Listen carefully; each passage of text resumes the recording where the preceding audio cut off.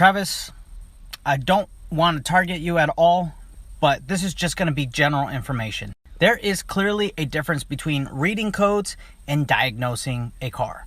Now, you mentioned that AutoZone does it for free, and you're absolutely right. They do that for free, but you got to understand why they are doing it for free.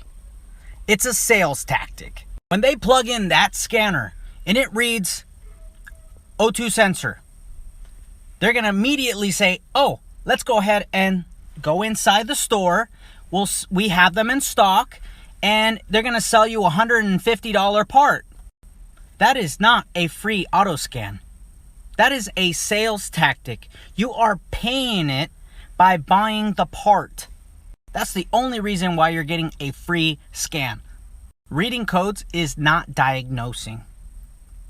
Plain and simple.